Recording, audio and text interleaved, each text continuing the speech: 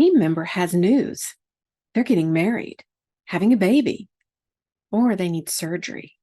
They need to find long-term care for a parent. Are they comfortable sharing this with you? How do you respond in that moment? How about over the next several weeks or the next several months? Today, we're diving into a crucial topic that often gets overlooked in our fast-paced world of technology. How do you wholeheartedly support your team members through life's highs and lows? As usual, we've got concrete steps and valuable resources to share. So grab a cup of coffee and let's chat about supporting team members. I'm Tina Marie Baugh. I have over 25 years of hands-on experience in technology leadership. I've dedicated my career to delivering solutions, growing teams, and helping individuals just like you unlock their full potential. Through this channel, I aim to provide practical insights for tech leaders to excel. Trust is the cornerstone of strong support. There's a huge difference between sharing information about a major life event with a boss you trust and one with whom you've not built that trust. Let's think about a happy situation. I had a team member once, let's call him Paul, who was getting married. He wanted to take 2 weeks off for an amazing time with his family, who was coming in for the wedding, and then time off for the honeymoon. He had vacation time available, of course.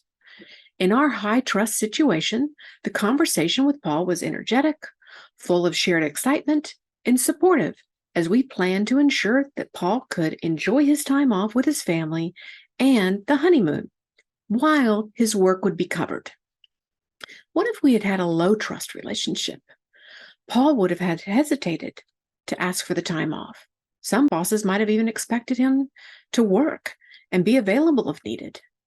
With low trust, there's little collaboration or understanding. You can take some steps to foster trust before these highs and lows even happen. The first step is active listening and empathy. Regular check-ins and genuine interest in each person's well-being can foster trust and openness. As discussed in the Impactful One-on-Ones with Your Boss video, getting to know people's individual goals, communication styles, and what excites them goes a long way to developing a relationship. The second step is your consistency with your support. Before and during the highs and lows of life, we need to demonstrate consistent support through our actions and words. Supporting doesn't necessarily mean we agree. It means we're willing to stand by a person, help them, and respect their feelings and choices. Support can encompass actions like listening, providing advice, offering a shoulder to lean on, and assisting in practical ways. One of the ways I've received support from my leaders is when there's a major outage and then 3 deadlines within the same week. Past leaders worked with me to move deadlines so my team and I could get some sleep and recover from the outage. The next thing you want to do is share in celebrations, because this can strengthen team bonds.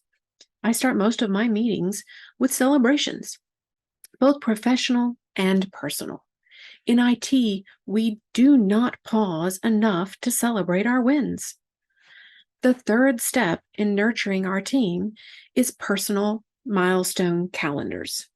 Maintaining a shared calendar to note birthdays, work anniversaries, and other milestones can help create space and a place for celebration. Of course, this is based on what people are comfortable sharing. I've used a chat channel to help with sending celebration notices for birthdays, work anniversaries, and other major milestones, since many of my teams are 24/7 by 365. We also make announcements in team meetings and all-hands staff meetings to allow for celebrations to happen. It really depends on the size and distributions of your team. Talk with them. They'll let you know what works for them. The fourth step in nurturing the team is providing flexible work arrangements. Be sure to offer flexibility for personal celebrations, such as weddings or welcoming a new family member. Encouraging people to attend Valentine's celebrations at their child's school or volunteering at an event with an organization close to their heart, especially in our post-COVID environment, this is possible. Most of us have the ability to offer flexibility for cake testing during a wedding, picking up a family member from an airport, neonatal appointments, and more. Most technology team members are at a level where it's important that they get their work done at some point during the day, but not 8 to 5. Along with the highs come the lows. Supporting our team members during tough times is a hallmark of great leadership. Let's talk about ways that we can stand by our team through their challenges. The fifth step in nurturing our team is understanding leaves and time off policies. Be well versed in company policies and communicate leave options effectively. It is a grave disservice to people to give them wrong information when they're at their deepest level of grief. Let's say a beloved neighbor who basically raised your team member has just died. It is not the time to get the bereavement policy wrong. You cannot change policies. You can work with your team member to support them. You just need to do it within the company policy. The sixth step in nurturing our team is sharing details about employee assistance programs. Often we receive information about employee assistance programs, often called EAPs, when we're hired and rarely hear about them again. We might see a notice about it in passing when we renew our benefits each year. During challenging times, we want to reintroduce EAP programs to our entire teams and make sure we explain all of the benefits. Then we want to individually provide the person who is navigating difficult times information about benefits that might be of use to them. I've used these resources many times, and I know others who have as well. They can be just what's needed during a difficult time. So you're celebrating the highs and you're navigating the lows. Practical assistance, though, can make a world of difference. We need to provide sustained, ongoing support for many of these situations. Let's talk about tangible ways you can help your team through difficult periods. The seventh step in nurturing our team is organizing flowers, baskets, and gift cards. Many of your team members, once they hear about various situations, will want to help. People will want to donate for a funeral, provide gift cards for someone undergoing cancer treatment, or send something to someone who's had a major surgery. Organize flowers, gift baskets, and gift cards as a gesture of support. Even something as simple as everyone signing a get well card is greatly appreciated. Some organizations even provide financial help with this effort. Be sure to help coordinate these efforts. You don't have to do it alone. Just be sure it gets done. The eighth step in nurturing our team is organizing flexible workload redistribution. The thing that has reduced my stress the most in these situations, especially when I'm the one in the low part of life, is listing all of my responsibilities, then who'll take what and for how long. For example, maybe it's 6 weeks while I recover.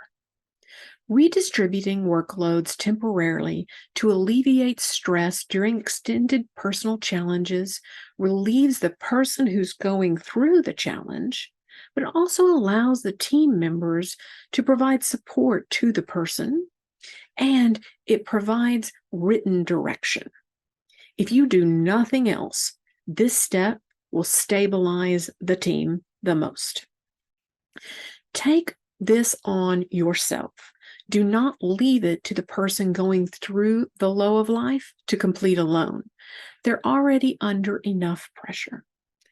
The ninth and final step in nurturing our team through the lows of life is scheduling check-ins and reviews.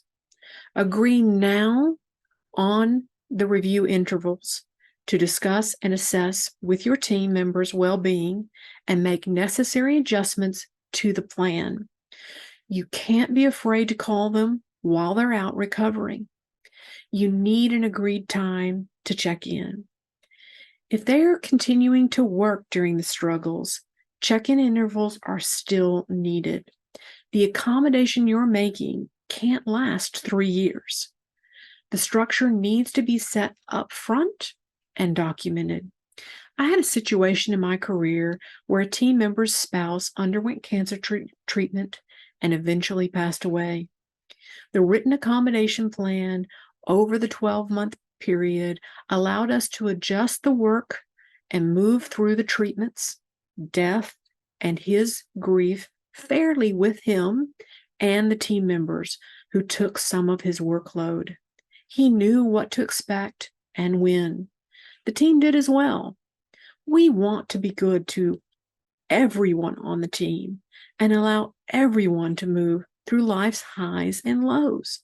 We also need to complete the work for which we compensate everyone. This is a fine line to walk. This is an area where we in IT can use some constant reminders and education. If you'd like to go deeper with some of this information, I have a few recommendations. For books, Radical Candor by Kim Scott and Dare to Lead by Brené Brown are good for resources in providing insights into effective leaderships and building strong relationships. For a TED Talk, I suggest watching Brené Brown's The Power of Vulnerability to understand vulnerability's role in connecting with and supporting your team. And for a podcast, I'll point you to Manager Tools for practical advice on leadership and management, including supporting your team through personal challenges. Remember, your support shapes your team's experience. By creating a culture of empathy, celebrating joys, and standing by them during the lows, you can truly make a difference.